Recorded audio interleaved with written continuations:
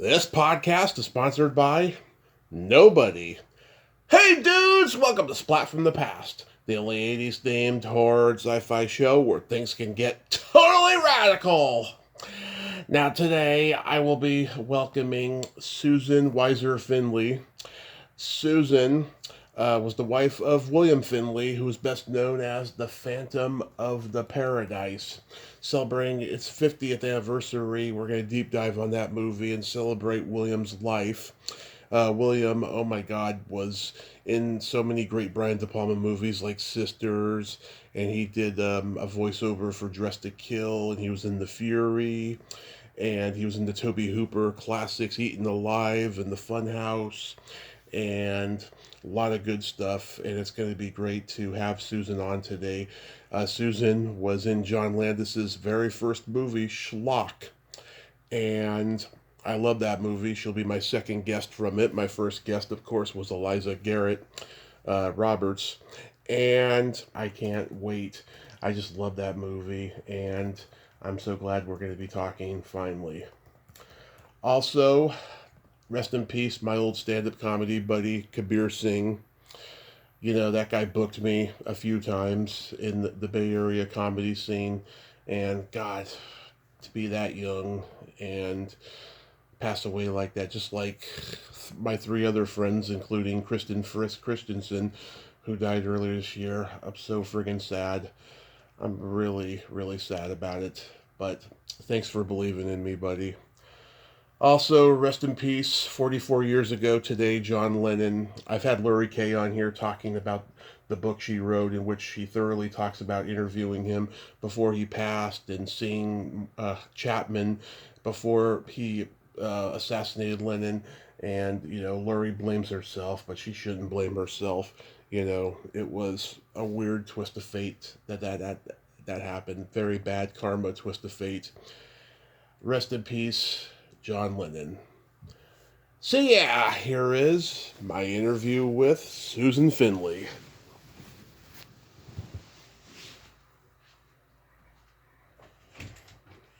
This is such a great honor. Thank you so much for taking the time to finally come on today. Sure.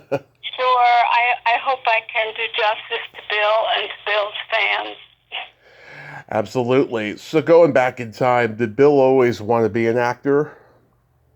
No, actually, from what I can glean, Bill was till he died an artist, a painter, a collagist. I mean, he made the most amazing art.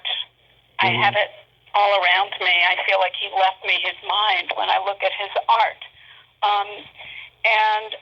He did all the art when he was at Collegiate. He did set design, and he actually wanted to go to the Rhode Island School of Art, which he got into, and his father said, no, you're going to Columbia. And so he went, okay, well, then I'll go into the theater, and then the theater burnt down the year that he went. Wow. And Brian was there too.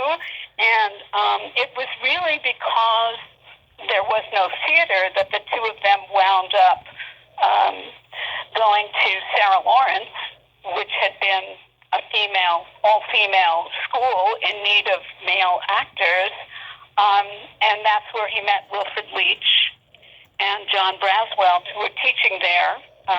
Wilfrid was brilliant filmmaker, theater director, teacher, and he mentored the two of them, basically.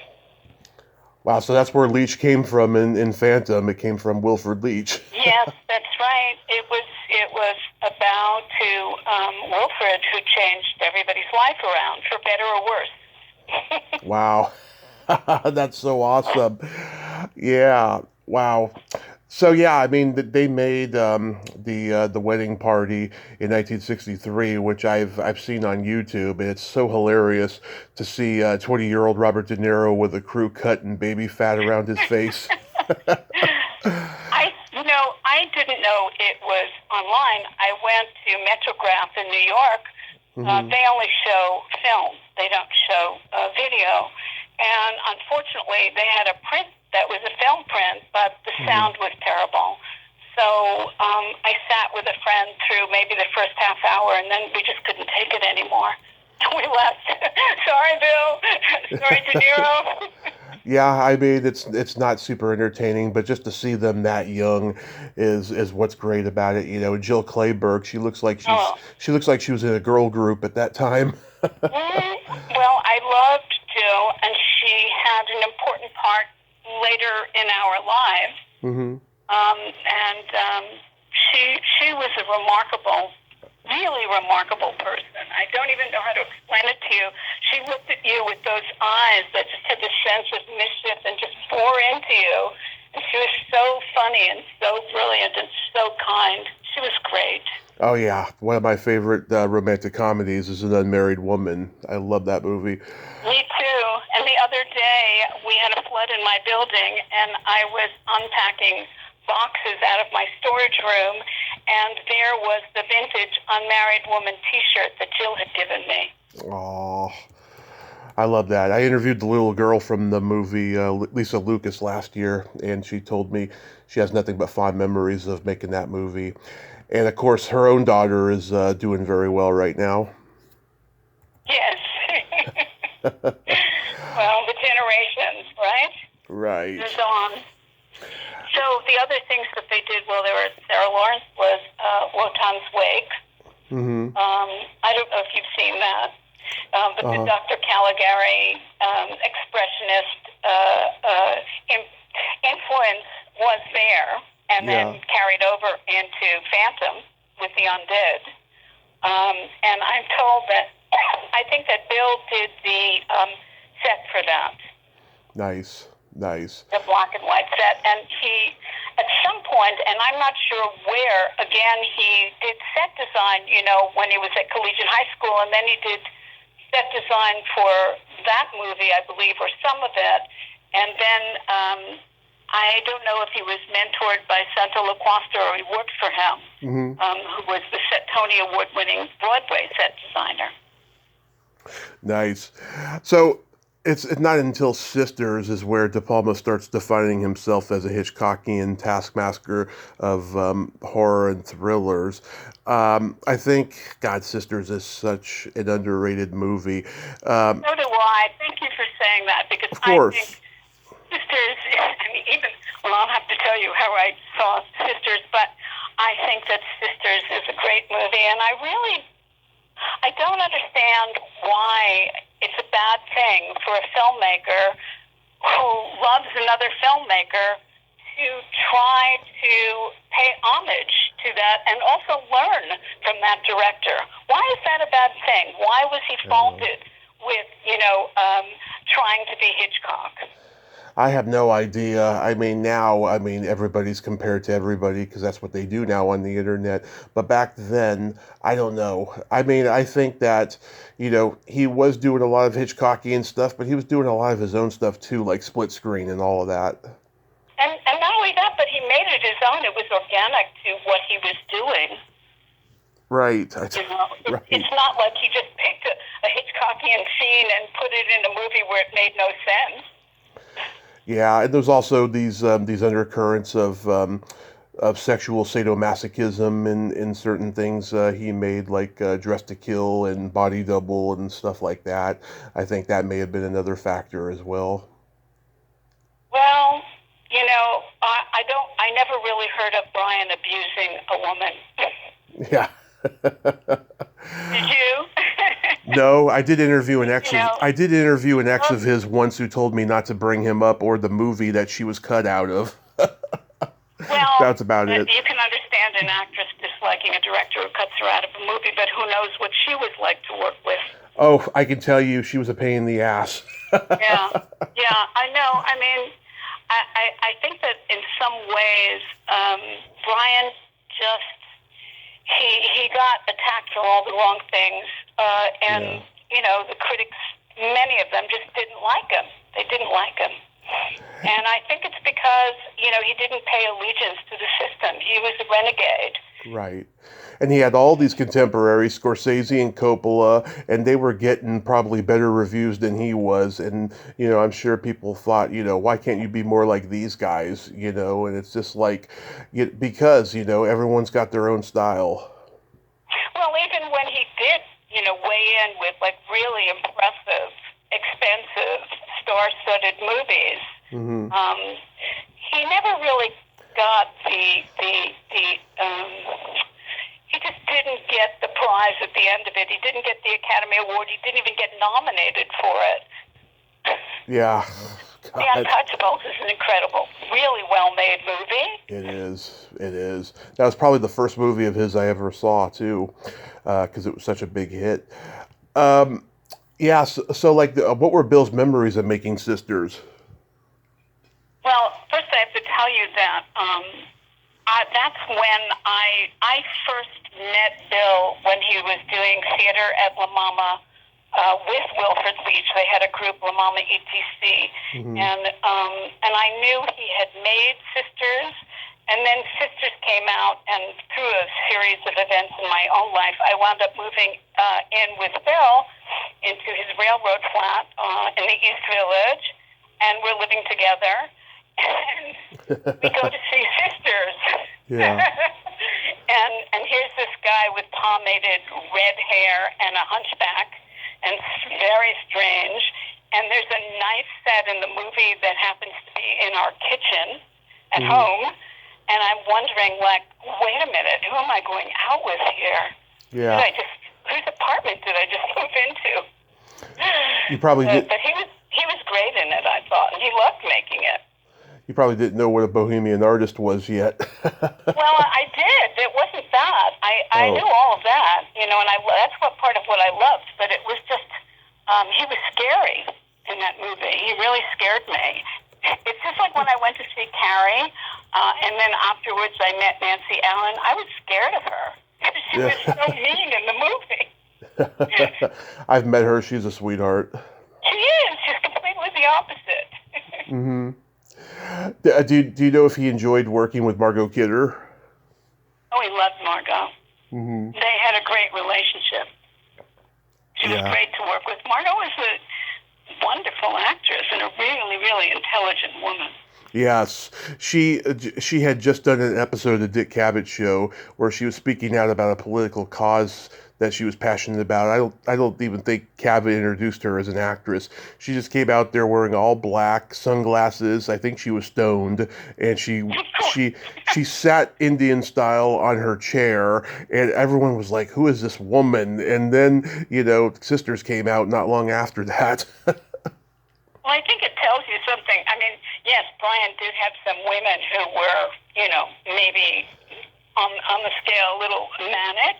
Yeah. Bipolar manic, but brilliant and tough and, and interesting. Yeah. She was when she was sane, she was great. Even when she was a little off the scale, she was still a really kind, good person. Oh yeah, yeah. I remember when she had that incident in the '90s. I was really worried about her. Oh, it's very sad. Yeah, I was like, oh my God, my Lois Lane is not healthy, But she bounced back, fortunately. Yes, she did. She did, and she moved out of Hollywood, which probably helped her too. Oh yeah.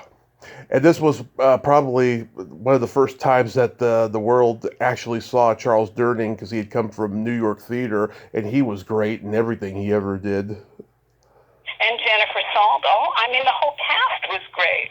Yeah. Ryan assembles great groups of people who really collaborate really well.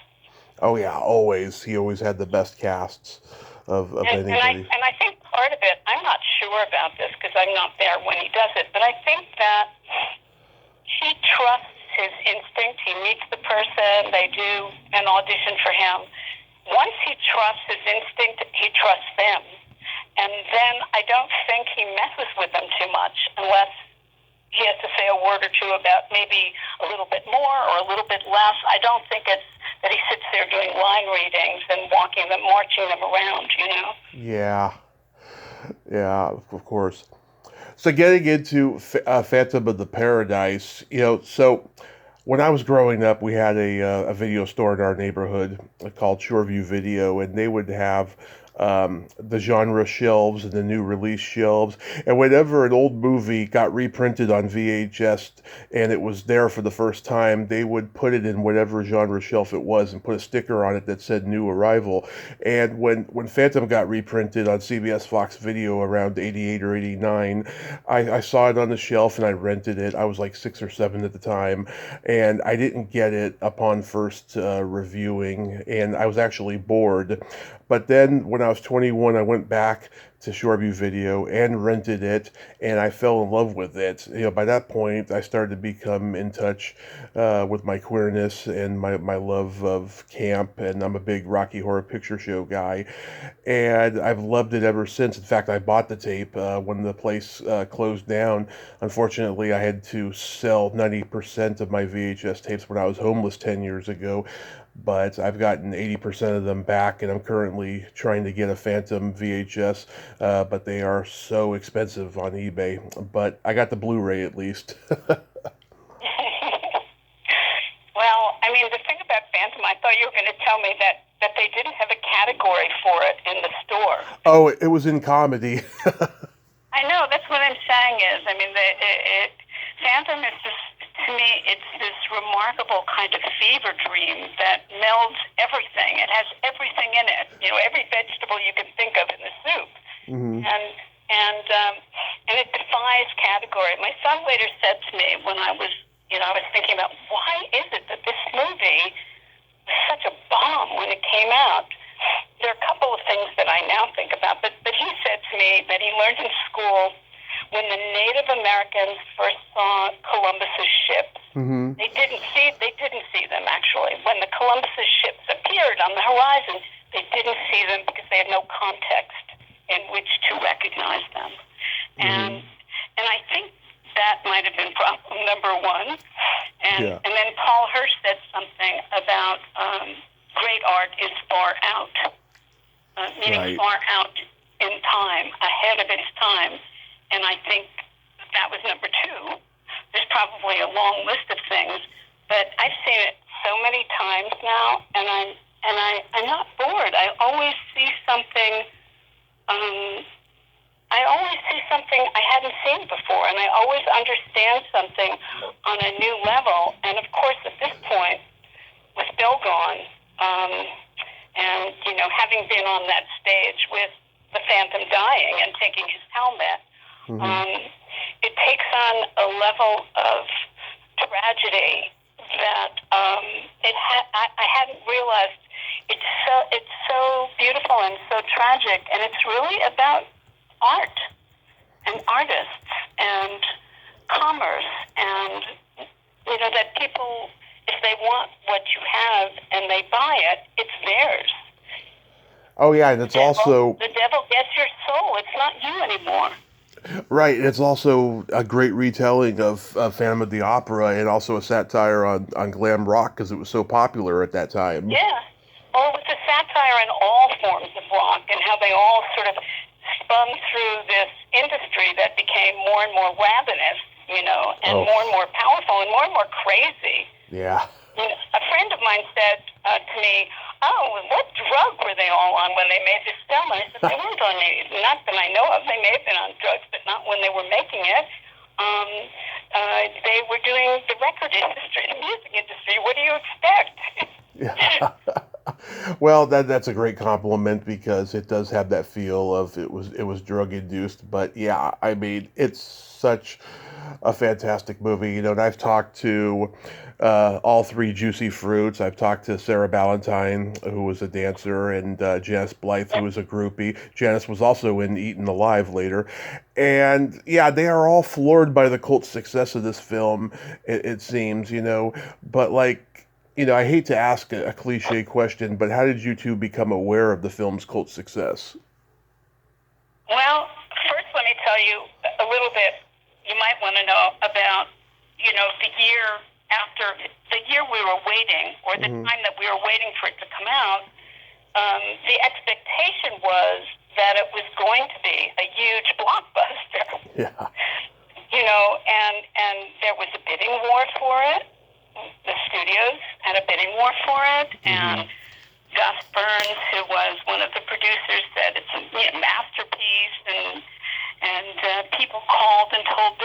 wonderful. And, when they first saw the first answer print, wonderful, you're wonderful in it. Mm-hmm.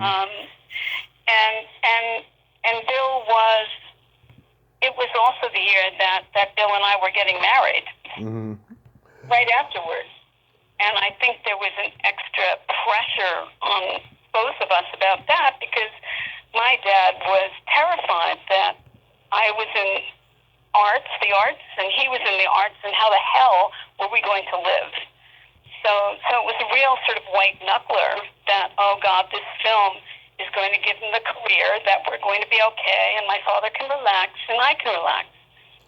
And that didn't happen, as you know. So Yeah. Bill and I went to the theater.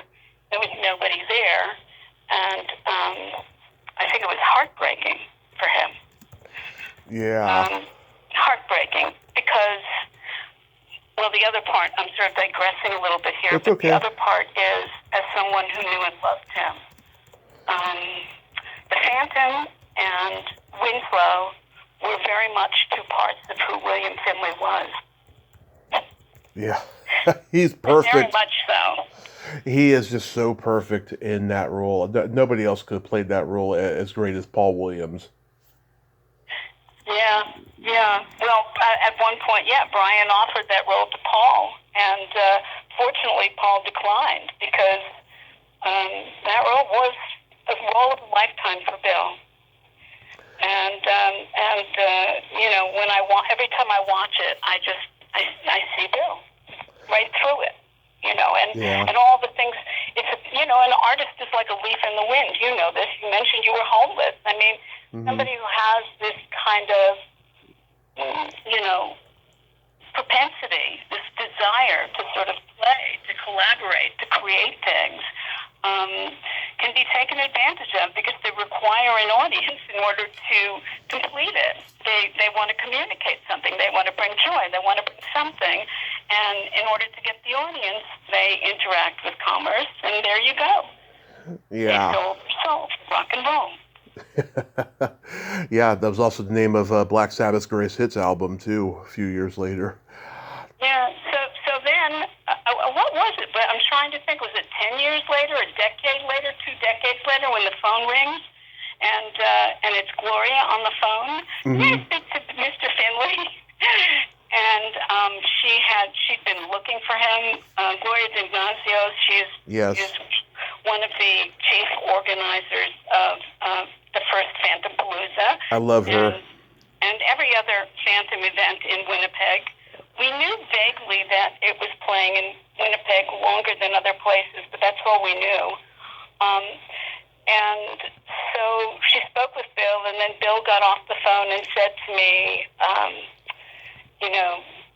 in Winnipeg, they really love the film. There's a group of people, they really love the film, and they've organized this event called Phantom Palooza. And I don't know whether it will be, in the basement of someone's house projected on a sheet or not, but they're good people, and I think we should go.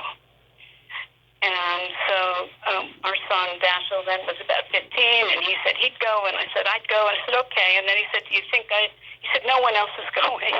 Do you think I should call Garrett? And I said, yeah, definitely call Garrett. He'll be game. So it was Bill and Garrett and myself and Dashiell for the first Phantom Palooza. And for them, it was a confirmation of who they were and what they thought of the work they had done. Because the fact that it was such a bomb for an artist, you just don't know. You put something out there, and if the world hates it, then you can question your own instinct about, Yeah. what happened? What happened? I don't understand. And so it was a very joyful, wonderful, and I think I'm told like 1,200 people came to these events, and it was in the original theater where they had all of them, we were so stunned, they'd all seen it like you at very young ages, a little bit older than you. Yeah. Most of them. And their mothers or their parents had dropped them off there every Saturday because there was an usher there who sort of let them stay. And it was like they had a babysitter. Yeah. Parents went off and did chores. They had no idea there was an orgy or drugs in it. I don't know. Nobody bothered to find out. And then they found each other. Little by little, they found each other, and they realized there was this community of people who loved the film. And Ari, the second year, well, what happened was that Bill loved it so much, and he wanted to share this with the other members of the cast. He wanted them to come to Winnipeg and feel what he had felt, and see these people and join this event. So he announced it on radio in Winnipeg without checking with anybody. And Gloria was like, oh my God, well, that means we have to do it next year. Uh-oh. and then Bill said, well, they're not going to come like us. You're going to have to fly Paul in first class, and you're going to have to do a better hotel, blah, blah, blah. And then Ari Kahn, who's a United States citizen, lawyer. He was a lawyer for Intel and a great fan, and he has, Swan Archives is his website. He is the go-to guy for information about Phantom and Brian. He put his credit card forward and took the risk, and they did one, and the entire cast came. Yeah, all the leading members of the cast came. Yeah, I mean, Gloria and I have talked about those early reunions, and I've heard a little bit about this most recent one. So tell me about the most recent one. Was it just a lot of fun? Well, the most recent one was kind of remarkable because Paul and I think everybody, we give a great deal of our gratitude that Phantom, which was burning in the ashes, came alive like Phoenix and came back to life because of them. And, I don't know chronologically when Guillermo del Toro or Edgar Wright or Quentin Tarantino, when it came to their attention or how, and maybe they had nothing to do with that. I don't know. But to me, the people who held it in their hearts and kept it alive all this time up until the 50th anniversary this year are people like our fans, the fans in Winnipeg, and now we find out, of course, there are others around the world as well. So the 50th anniversary was bittersweet because it was going to be the last one, which may not be the case now, by the way. Mm-hmm. And it was in the Burton Cummings Theater, which had an orchestra, a mezzanine, and 2 balconies above that, and was filled for both shows, sold out. It was sold out to a crowd of people who had traveled from all over to see this film that in some way had made such a strong impression in their lives, and to meet and hear from the artists that there was a kind of communion amongst we 3,000 that was filled with joy and love. I can't even describe it. It was just beautiful. And everybody felt it. Yeah. Everybody felt it. It was just this amazing coming together and awareness of that somehow something in that movie spoke to all of us, and therefore we shared something. And we were part of the community in which this crazy movie made a difference. So you, B.B. Hansen and Will Shepard were in the Majestic Theater in that scene. You told me on Facebook. Yes. Yeah. So like, what was the intensity level like? Was it just really exciting? Well, if you don't mind, I'd like to go back and tell you a little bit about connections in terms of Will Shepard and B.B. Hansen and myself, because there's a lot of connections in the story of how we all got there. Mm-hmm. If you're interested. Of course. Okay, well, the first connections are that William Finley took Brian to see Lemmings, in which Peter Eldling was starring, in order to make that connection, and then Peter brought in Archie Hahn. And then the other connections are that I was a student at NYU Film School for 2 years, which at the time was mostly guys. And I had one mentor who was a woman, and she had gone to a school called Immaculate Heart College in Los Angeles. Mm-hmm. And I was sort of talking about how cold I found NYU Film School.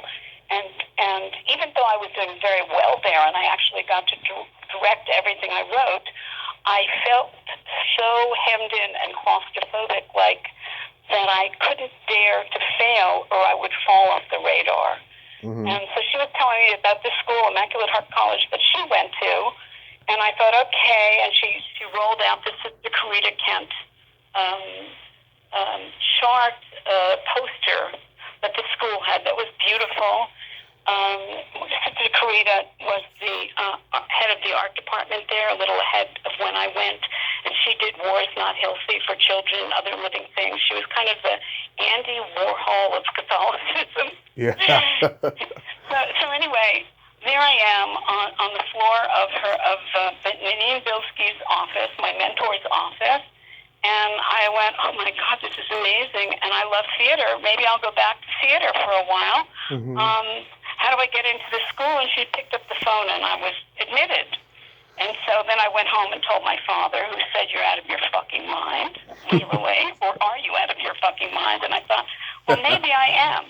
Yeah. And I wound up going there, which is where I met Will Shepard, who had just come from working with an experimental theater director in Poland who was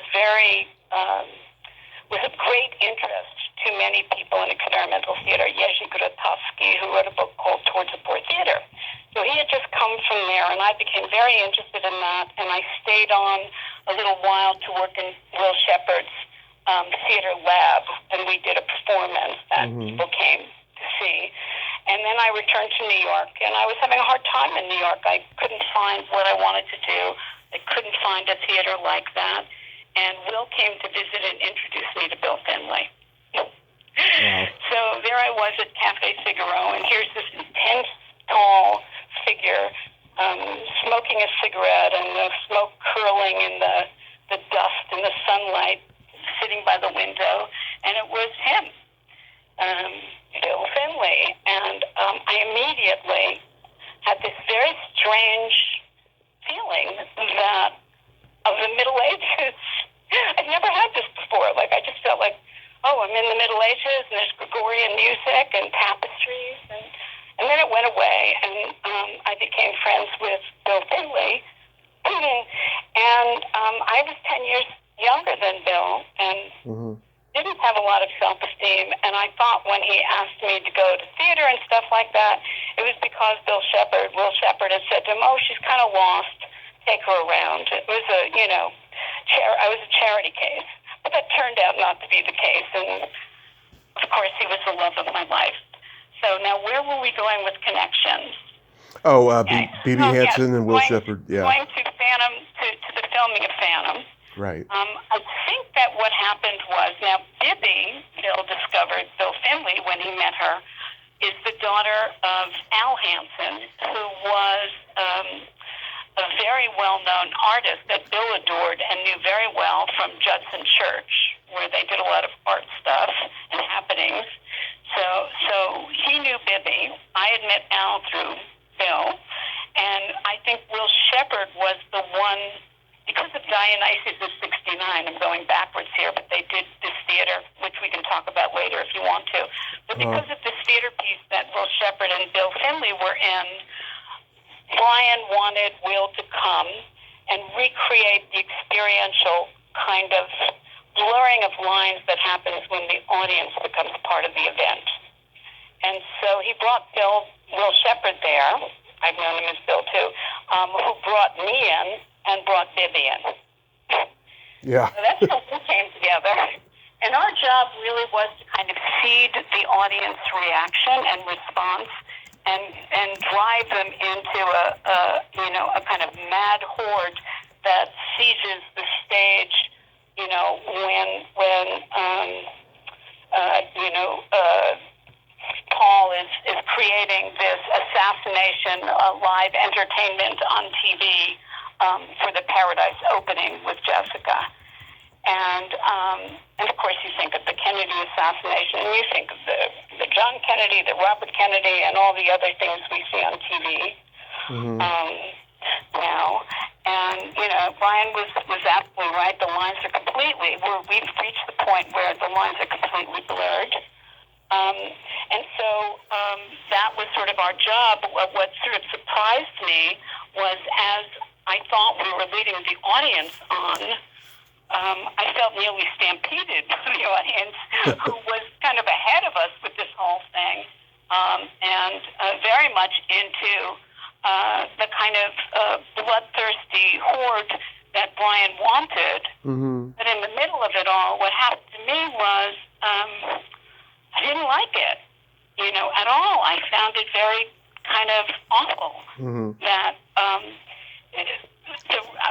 my sense of what was real was that even from the point of view of the film, was that people were dying.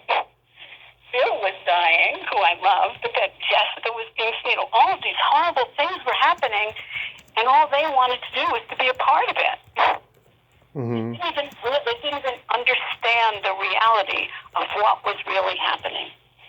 And so there I saw Bill taking his mask off, and I didn't want him to end, so I took the mask and I just put it on my head, and I looked at the whole thing through that one eye to try and continue the stream of his being, I guess. And Bibby and Will Shepherd, meanwhile, were leading and exemplary models of, the mad mob. So it worked kind of perfectly in the film. It all worked. But it was really, for me, it was very strange because I had no idea I was going to do that. So, were you already a dancer when you played the role? Well, like I said, I've been in theater from an early time in my life, and then I'd been in music and art high school. I was in the arts, like Bill. I was a Renaissance person. I'd done summer stock, and later I'd made my own theater company. I was one of the founders of an experimental theater company. And it was very, Grotowski was very physical theater. So, I guess so. But, by the time I did that, I'd worked with Bill Shepherd. A lot of what we did was very physical. There's a couple. Grotowski believed in the honesty of a physical action. There's a couple dancers that the camera focuses on their belly buttons for a second. Were you one of those dancers? No, I wasn't one of those dancers. I don't think so. No, I was there. I was just seeding the audience. That was my job, really. And I think I was brought in not by Bill Finley. I think Bill brought Will Shepherd in, and Will Shepherd, probably to thank Bill, and also because I'd worked with him, brought me in. Yeah, I'm a naval aficionado, and I can tell you the history of belly buttons in both film and television. I should write a book about it. A belly button fetishist. Yes, exactly. Well, they're nice. There's all kinds. Oh yes, all kinds. we wouldn't be here if we didn't have one. Oh, of course. Yeah, this film really needs to be in the Library of Congress as a landmark. I don't know why it hasn't by now. I don't know. I think Disney would love to bury it.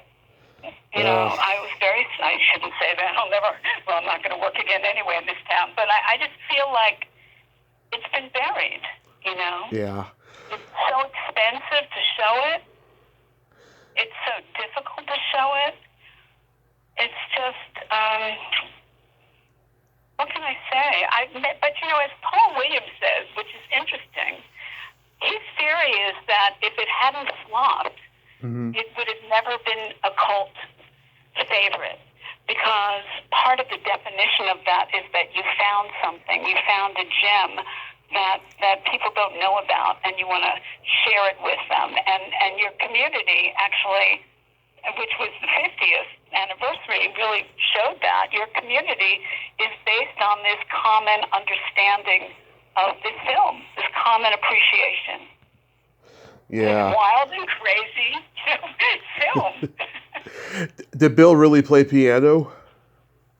You know what? At first I didn't think so, but then I thought maybe, no, he didn't talk to me about these things. Mm-hmm. He really did prepare for everything he did. And when I look at, I think he may have learned some fingering, yes. Yes. That sounds... It looks it, doesn't it? It does. It does. This time I looked really closely and went, that guy didn't tell me. He never told me.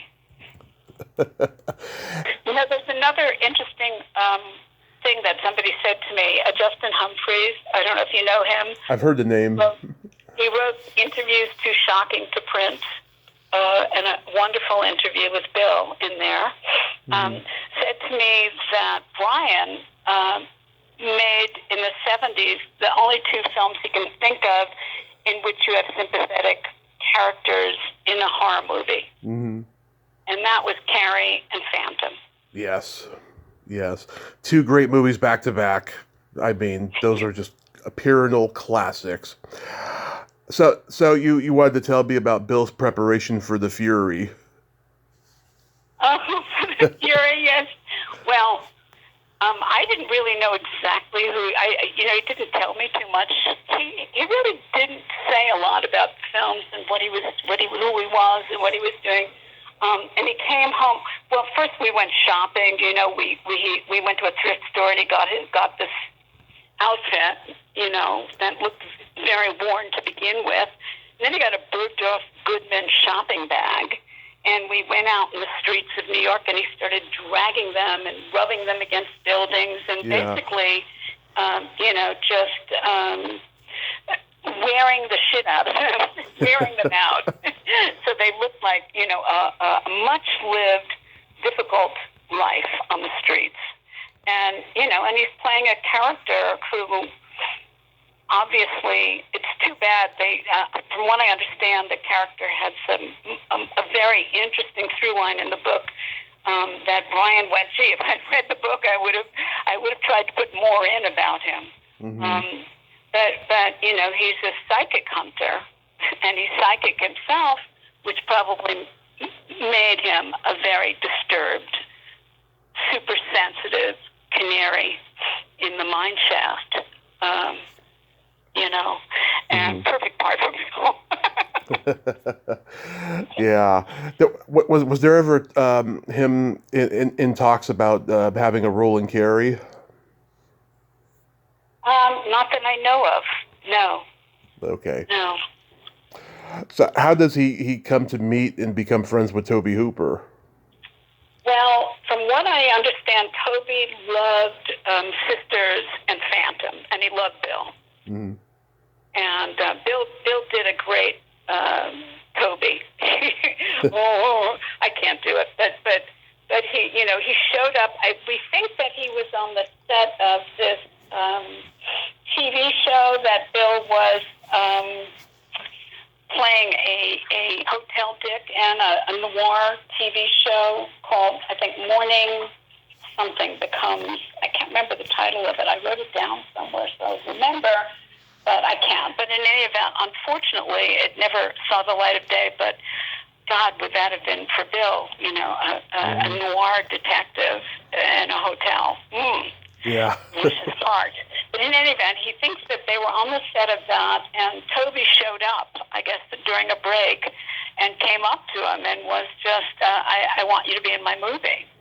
Basically, Bill Finley, I want you to be in my movie. And Bill, who was a huge fan of Texas Chainsaw, it was like a mind meld between the two of them. They met, and from then on, they really adored each other. They adored each other. And, of course, in Tobe's life, there were many obstacles, which I don't really want to go into, but I think you may know. Yeah. And he was a great guy. He was really a great guy. Really sweet guy.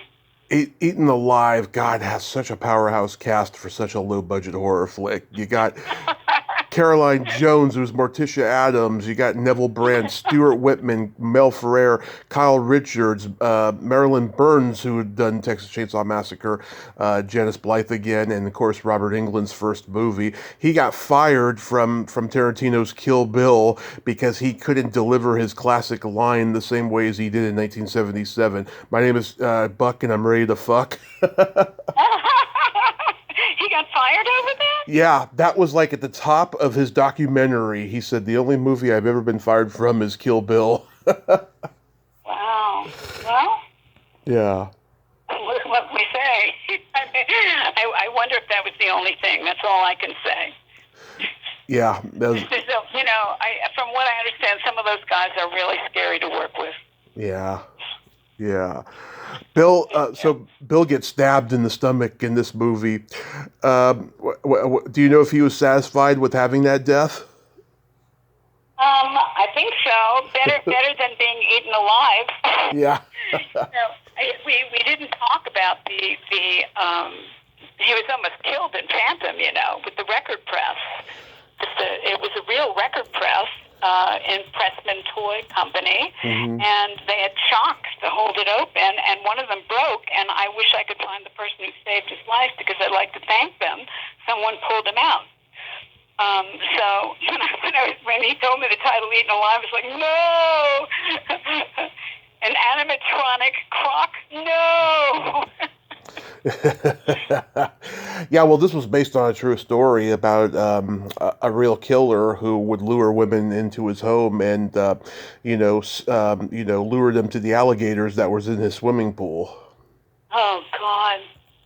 Well, all I can say is Toby's mind was very, very. There was a lot of darkness. For such a sweet person, there was a lot of darkness in that mind. Oh yes.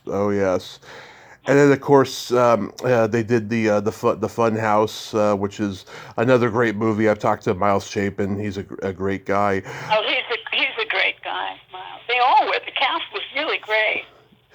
All of them. Yeah. Anything stand out about that Bill mentioned?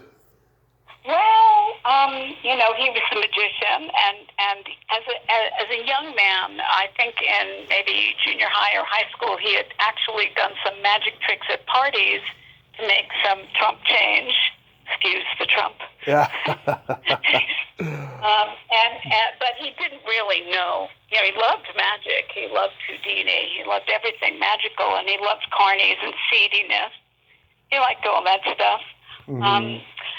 But apparently, one of the guys who built props was teaching him magic tricks, and so he worked really hard on those. And the other interesting thing was the young girl in his act was the daughter of one of the financiers of the film, and I said to him, "You better be really careful with her. Don't chop her head off, honey." Yeah. Bill guest starred on Mary Hartman, and Tales from the Crypt. Anything good about those? I don't know much about them at all. It was, he was back and forth in Hollywood, and I was had a theater company, and so we were separated a lot of the time when he was doing those, and so I don't know much about it. How about Silent Rage? Silent Rage, I was actually in Texas when he was filming, and he forged a really strong relationship with Chuck Norris and Stephen Keats. And he really enjoyed doing that movie. He enjoyed the director. Was Jonathan Miller? Was that his name? I'll look it up. But it's Chuck Norris's only horror movie too. Yeah. And I Michael do know Miller. that Chuck Norris really enjoyed Bill. I just thought that the bond between them was very, very humorous because you have this Coke bottle lensed, thin, tall, pasty-faced guy, and then you have Chuck Norris. and Chuck actually said to Bill, let me know if you are free and want to work together again. I'll try and get you into anything I'm doing. which was very sweet of him. I don't know that Bill ever followed up, knowing Bill. Did he work with Stephanie Dunham? Who's Stephanie Dunham? I'm sorry, I'm ignorant on that one. She's the girl in, there's two girls. There's Tony Callum, and then there's Stephanie Dunham in Silent Rage. Yeah. Oh, I don't know. I don't know. I had her on last year. We talked 90 minutes while she was at a train station. She was homeless at that time, and she was going to live. She was going to live at her niece's. She was in Texas, taking a mid-afternoon train to Georgia, not midnight. Yeah, mid-afternoon. Well, it just keeps bringing back that thing about artists and actors. Yeah. And Bill took a break and we wrote some screenplays together because, so that's going to give you the agency you don't have when you're an actor, Mm-hmm. But in any event, we did one that was with Charlie Leventhal, who Brian. Yep, The First Time. Yes, The First Time. I've seen that movie a lot. I saw it when I was 12 on USA Up All Night, and I have a rare copy of it on VHS from Thorn on My Video. Oh, my God. Well, here's something funny. When I moved out to L.A. from New York, Mm-hmm.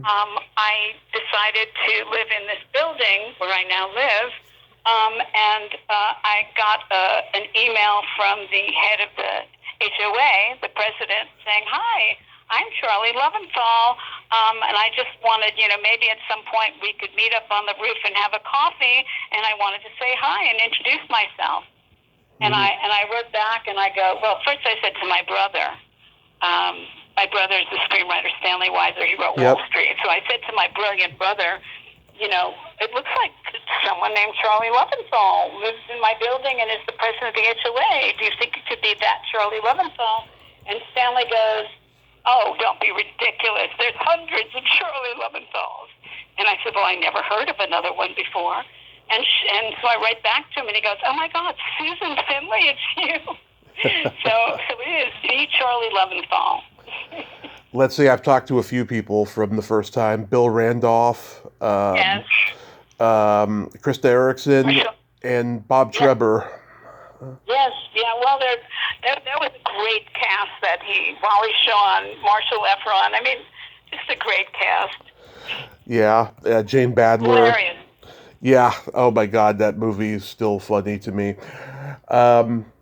You probably don't hear this often. I love Schlock. Oh, no, I don't. I hardly hear that at all. Because most people don't even know that Schlock exists. Yeah, you're my second guest from it. I've talked to Eliza Garrett, and oh, wow. And second time I had her on, she brought Eric Roberts, her husband, with her, and I was so scared because I only had prepared stuff for her. So while I'm talking to her, I'm like going on IMDb and coming up with questions, and I got through it. But it's just like, wow, I wish she had given me a heads up. Yeah, well, I guess she thought it would be a big surprise. Yeah, it was just God pulling the rug out from under me, but it was great. It was great. Well, it was both a big surprise and pulled the rug out from under you. Same difference at the end of the day. Yeah, and John Landis, he went on Johnny Carson to promote Schlock, and he says to this day it's one of his favorite things he ever did. Oh, well, can you imagine a 21-year-old young man on Johnny Carson, a director, promoting Schlock? It was unbelievable. I know. I mean, it's such a excuse the pun, schlocky kind of movie that you wouldn't think he would be able to go on there and promote it. Well, I think. Well, who knows what the connection was but I think it was, it was unusual for somebody at 21 to raise the money and actually make a movie that's going to be released into theaters. Pretty unusual at that time. I know. And I see certain appearances on the Tonight Show or Letterman in the 90s where people are promoting stuff that nobody saw, but archivists like me saw, and it's pretty interesting, John was a very unusual and is, but probably mellowed by life and things that life sent his way. But quite a unique and remarkable guy. And he had so much going for him, but the very things that he had going for him were the things that could get him in trouble. Yes. Overly optimistic, impulsive, brilliant, hyper. And he knows everybody. He knows everybody in show business. Well, yeah, he does. He does, and he loves show business, and he loves movies, and really interesting guy. I mean, I had a great fondness for him, and when we were filming, I remember, I don't know if we were in the desert, but certainly close to it, in the middle of the summer. It must have been 110 or 112 degrees. I'd never been so hot in my life, and John was directing in the Schlock costume. Mm-hmm. And I thought to myself, he's going to die. Yeah. Yeah, I mean, he sees the ad for Chiquita Bananas and gets all happy while the 2001 music plays. Yes.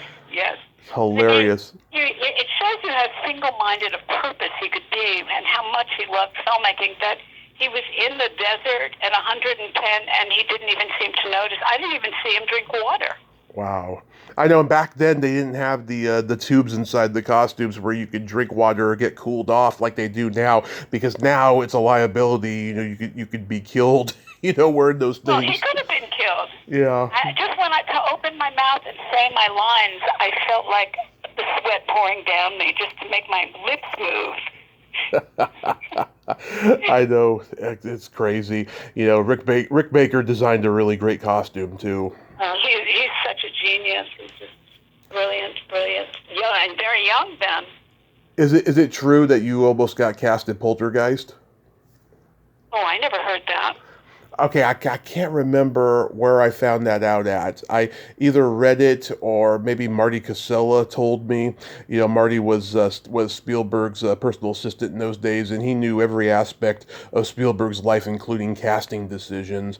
I don't know, but I read that and I was like, really? But then it would make sense because of the Tobe Hooper connection, Yeah, that's true. Bill at one point was going to do the Truffaut part in, what was it, E.T.? Yeah. Yeah, and then of course Truffaut got the part, and he was very upset about that because when he was young, at one period of his life he lived on Lake George. He was a teenager, and I guess he was with a bunch of friends, and they were on a boat at night, going across or going in, somewhere in Lake George, and there was a UFO that came down and followed them. So he was a ufologist from that day on. Made a huge impression. So he really wanted to do it, but he never got to do it.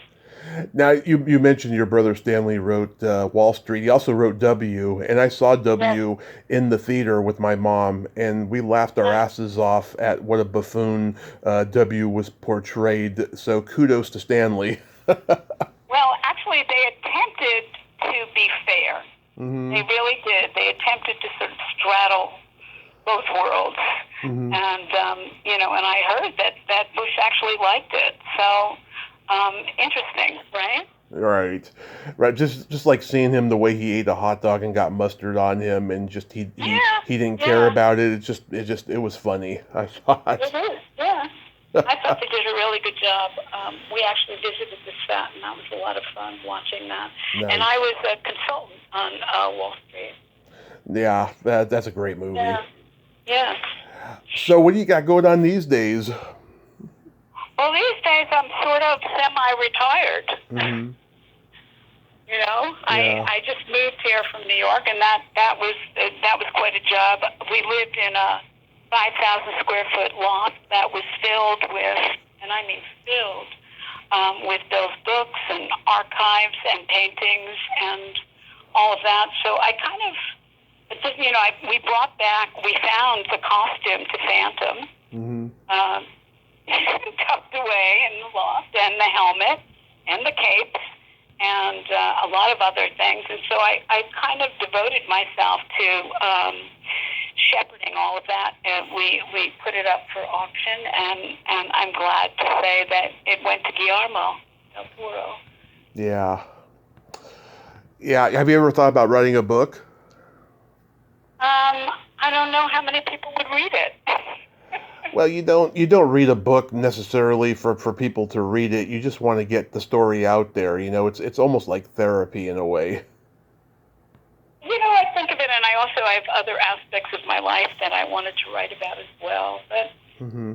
I try and sort of parse, and if I wrote a book, it would be because I would hope that it would help somebody, Mm-hmm. give somebody feeling of that time. So I think about it. It's something, it's in the back of my head. I wish Bill would have. Well, actually, this is a very funny thing. At one point, Bill and I had a connection to someone. I don't know if you know about Chico Mendes, the rubber tapper in Brazil, Oh yeah, who was murdered. I've heard of them.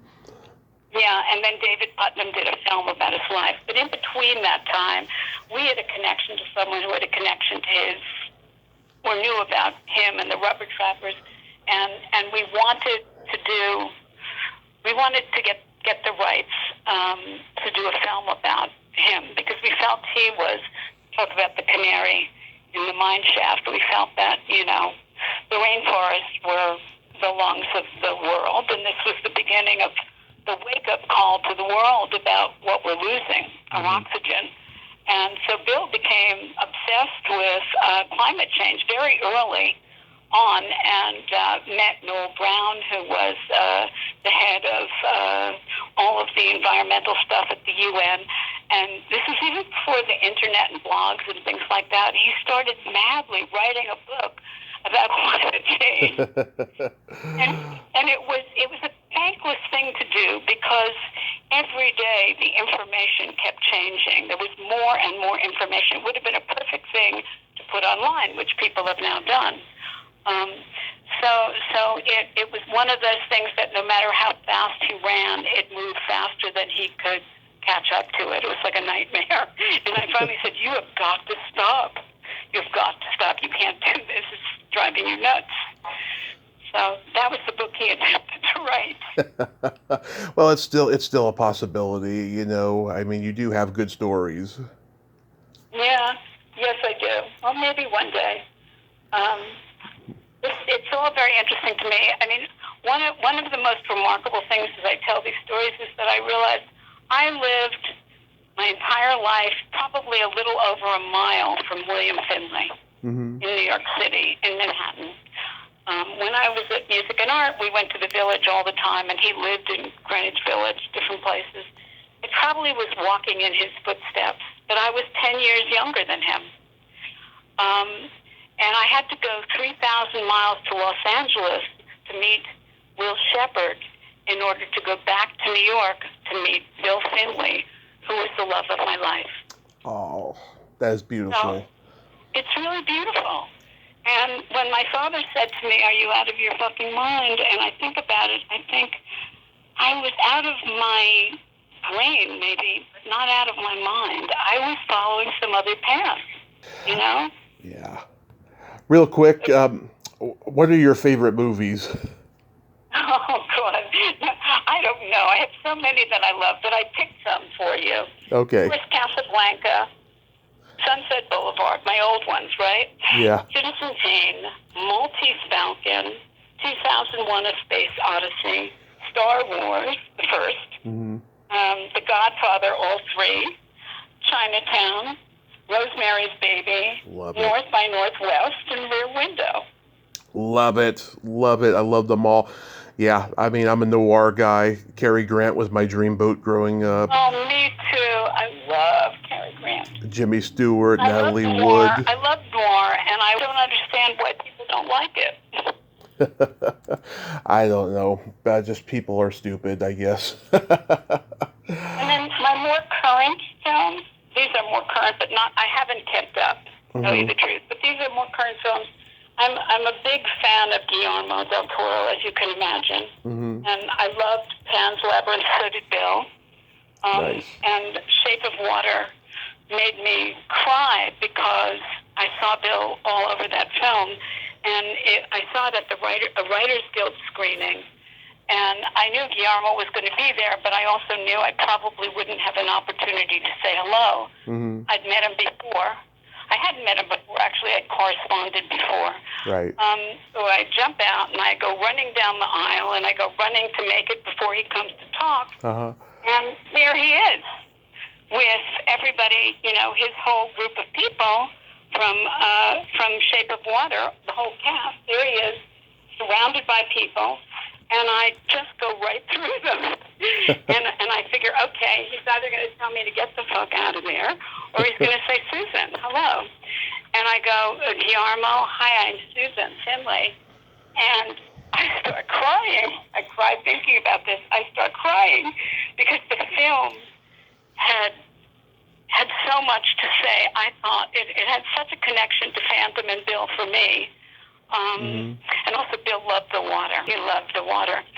So the guards come to take me away thinking that I'm some crazy, fan. And Guillermo says, no, I know her. And he hugs me, and we just start talking about the movie. And he agrees that Bill was somewhere in there, in that movie. Mm-hmm. So I love Guillermo's films, and I love Guillermo's heart. And I love that Guillermo has the costume now, Yeah, love it. And I also love Alfonso Cuarón, who I haven't met. And I loved Roma. And I don't know if you've seen it, but his disclaimer, which is streaming. Uh-huh. I haven't seen it, no. I would love to talk to him about that because it's really an incredible work. Nice. It's based on a book, and it's really incredible. And I don't want to ruin your experience of it by telling you my impression, but I think it's pretty remarkable. Well, I'll check it out, and I'll let you know what I think of it. And I thank you so much for coming on today, Susan. I hope I lived up. Thank you. I hope I lived up to the last 2 years of fighting and clawing to come on here. Come on, Susan. When are you going to do it? Well, I'm glad you did, and I'm very glad to talk to you, and thank you very much. Yes, I hope you have a Merry Christmas, a Happy New Year, and be safe out there. You too. Have a great year. Thank you. Bye. Bye-bye. Well, there you have it. Susan Finley. Ain't she a sweetheart? Oh my God, I love talking to her. What a great personality she has, and she's just so cool and just so approachable and fun, and she swore, which I fucking loved. So I'm so glad that we could talk today. She preserved Bill's memory. I am just so happy that we could talk about Phantom, and the legend, it continues. It keeps on. People love that movie, and I love that movie. I'm gonna watch it with the Blu-ray commentaries on Christmas Day when I have some time and stuff. I just bought the Blu-ray, and I haven't watched it with the commentaries. I think that'll be fun. Well, until next time, this is Tommy Throwback Kovac saying, there's no shame in living in the past because the present sucks. Later, dudes.